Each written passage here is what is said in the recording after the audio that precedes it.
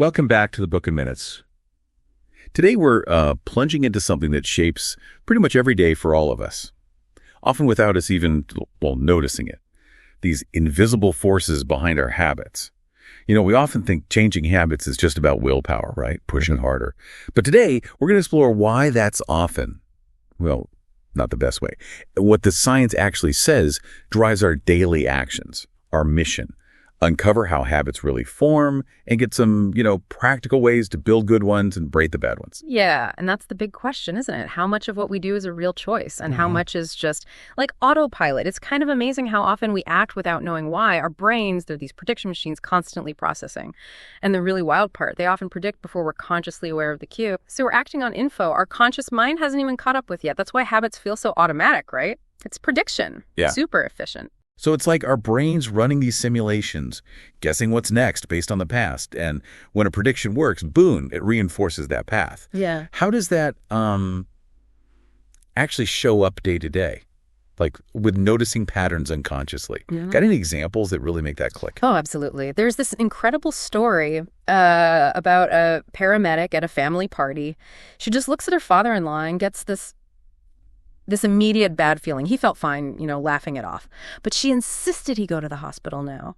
And sure enough, hours later, life-saving surgery, major artery blockage. But she couldn't explain how she knew, just that gut feeling. Her brain, with all those years seeing patients, had unconsciously learned to spot this subtle change in facial blood flow. An unconscious cue basically saved his life. Wow, that's really something. And it's not just paramedics, is it? Sounds like that kind of intuition pops up everywhere. It really does. Think about military analysts spotting, like, one specific missile signature among others that look identical, or museum curators getting a weird vibe from a forgery, even if they can't immediately point to the flaw. There are even stories about hairdressers sensing pregnancy just from how the hair feels. Our brains are doing this deep work, encoding lessons from experience, picking up cues automatically. And this automatic processing, it's great for efficiency, right? Frees up our mind. But there's a flip side. It can be potentially dangerous, too. Dangerous? How so? If our brains are so smart, where's the risk? Well, because it's automatic, we often act without realizing the real driver, like hunger cues. You don't always need to see food to feel hungry. Your body has these complex loops triggering appetite non-consciously. You just feel it. The actual cue might be totally invisible to your conscious mind. Okay, so the habit can start running even if we don't consciously see the trigger, Right. Which explains why they're so sticky and so hard to change sometimes. Exactly. You can spot an opportunity, act on it, all without dedicating conscious thought. Powerful stuff. But yeah, tricky. Remember that story about the retail clerk? After cutting up a bunch of used gift cards just on autopilot, she accidentally snipped a customer's actual credit card in half. Whoops. Or the preschool teacher who switched to a corporate job. She kept asking her adult colleagues if they'd washed their hands after using the restroom. These habits run deep, totally outside conscious control sometimes. Unexpected results. Right. So if we're running on these hidden cues, how do we even start to manage them? It sounds like the very first step before changing anything is just seeing what's actually happening. What's a good way to get that awareness? Yeah, a fantastic tool for this is something called the habit scorecard. It's all about pulling that awareness up from the non-conscious, the autopilot level. Think about the Japanese railway system for a sec. Super safe, right? Part of that is this thing called pointing and calling. Operators literally point at stuff, signals, speedometers, and call out loud what they see and do. Signal is green. Speed is 75. All clear. It sounds almost like overly simple, ritualistic, but I hear it makes a huge difference. Oh, it does. Big time. Cuts errors by up to 85%, accidents by 30%. It forces that conscious check-in. See, the more automatic something gets, the less we think about it and the easier it is to miss stuff. A lot of mistakes happen just from that lack of self-awareness. So for your own habit scorecard, you just list your daily habits, everything. Waking up, checking phone, coffee, commute, work, lunch, all the way to bed. Be detailed. Then, next to each one, ask, good, bad, or neutral for me. Put a type le soleil or in sign. Okay, so checking my phone first thing might be a pay, brushing teeth, a toe, plus pay. But what decides if it's good or bad? Is it universal? Nope. It's totally personal. Depends on your goals, your desired identity. Does this habit move you towards the person you want to be or away from it? Is it a vote for or against that identity? But here's the key bit, especially at first. No judgment, just observe. If you find yourself grabbing that cookie automatically, just note it. Interesting. And if you need, like, an extra boost to make it conscious, try that pointing and calling idea yourself. Say it out loud. Reaching for the cookie. Say, I'm about to eat this cookie. I don't actually need it. Eating it will make me gain weight. Hearing it makes the consequence more real. It kind of snaps you out of the mindless routine. That's clever, interrupting the autopilot. Okay, so once we have that awareness, once we've dragged these habits into the light, how do we start building the new ones? We always hear about motivation, but it sounds like that's not the whole picture. Not even close, actually. There was this great British study back in 2001 with about 250 people. They wanted to build exercise habits, split them into 3 groups. Group 1, just track your exercise. Simple. Group 2, track exercise and read about why it's good for you. So add motivation. Group 3 did the tracking, got the motivation taught, but then they had to make a specific plan. They filled in this sentence. During the next week, I will exercise on day, at time, and place. Okay. The specific when and where. So what happened? Did the motivation make a difference for Group 2, or was it all about Group 3's plan? The results were pretty stark. Groups 1 and 2, only about 35 to 38% exercised at least once a week. Motivation alone barely budged the needle. But Group 3, the ones with the concrete plan, a whopping 91% exercised weekly. 91%. That's huge. More than double. It wasn't about willpower, you see. It was about clarity. Okay, so that specific plan, that's what they call an implementation intention, right? Mm-hmm. And the formula is just super clear. I will behavior at time and location. Yep. Takes away the fuzziness. Yeah. Exactly. No more I should meditate more. It becomes I will meditate for 1 minute at 7 a.m. in my kitchen, or I will study Spanish for 20 minutes at 6 p.m. in my bedroom. Mm-hmm. It turns vague intentions into like a script for your future self. When the time and place arrive, there's no debating, the decision's already made. But what if you want to layer habits or make it feel even less like effort? Yeah, that sounds like the next level. Yeah. How do we build on that foundation? Okay, this brings us to something called habit stacking. It's really powerful. You might know the Diderot effect. Story goes, philosopher Denis Diderot gets this fancy new scarlet robe and suddenly feels like all his old stuff looks shabby. He ends up replacing everything. The interesting bit for habits is how one behavior often triggers the next one. We don't act in isolation, right? Finishing one thing often cues up what we do next. Habit stacking uses that natural flow. The formula is simple. After current habit, I will need new habit. So instead of linking to a time and place, you link your new habit to one you already do without thinking. Like, after I pour my morning coffee, I will meditate for 1 minute. Or maybe, after I take off my work shoes, I will immediately change into my workout clothes. Gotcha.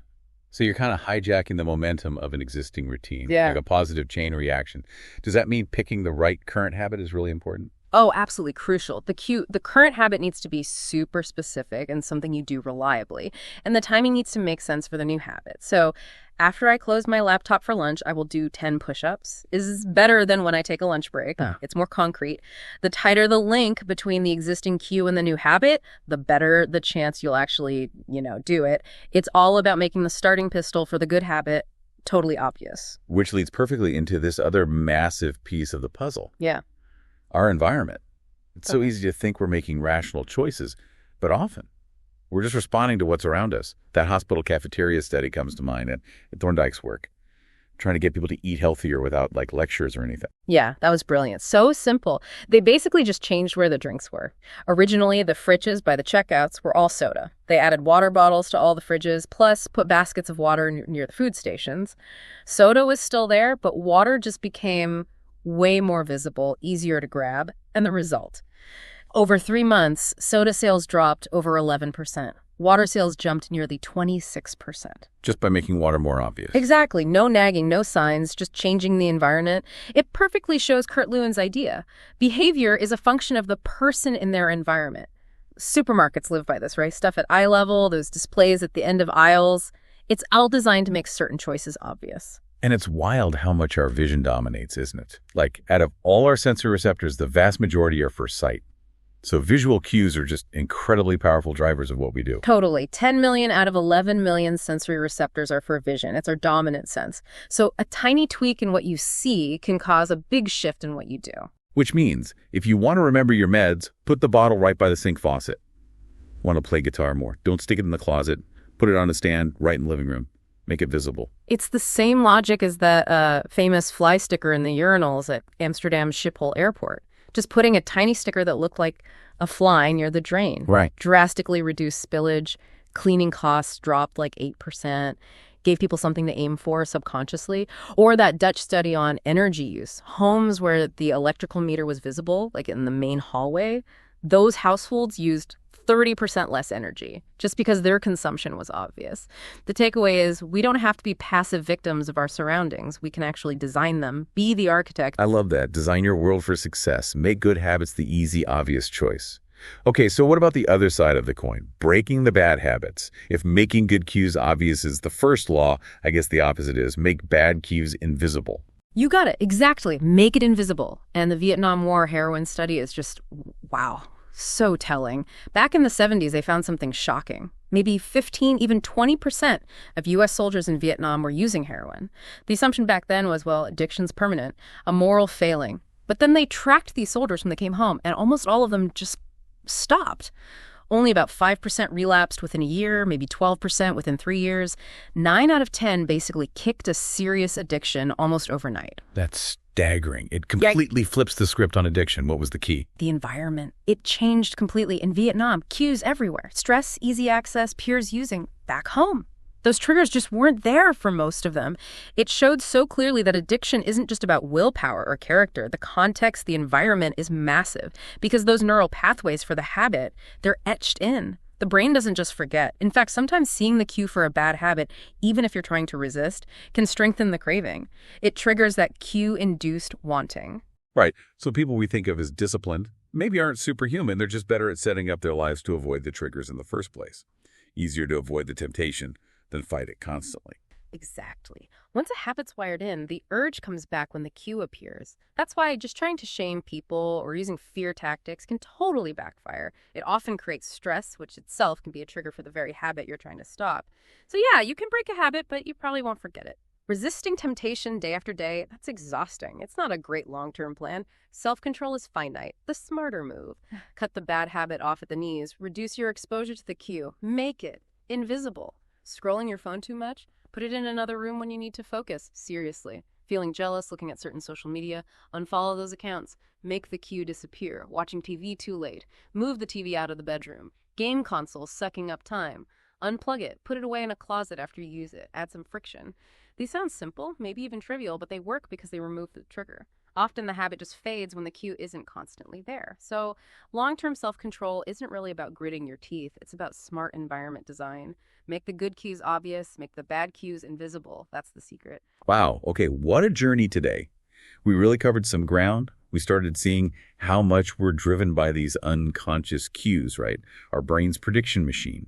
Then figuring out how to actually become aware of them, using things like the habit scorecard, bringing them into the light, and then the practical steps for building new habits, those implementation intentions, being specific, and that cool habit stacking technique, linking new actions to old routines. Yeah, and then diving into how powerful our environment really is, how it shapes us, often much more than we think, definitely more than just willpower sometimes, and learning that we can actually be the architects of that environment, making cues for good habits really obvious, really visible, and doing the opposite for bad habits, making those cues invisible. It's about shifting from constant effort and resistance towards making progress feel more effortless. It really does make you look around your own space differently, doesn't it? As we wrap up, maybe leave everyone with a thought to chew on.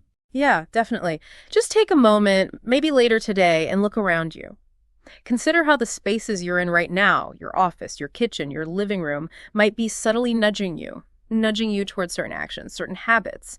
And ask yourself, what's one small change, one tiny adjustment I could make to my environment today that might gently steer me closer to the person I want to become?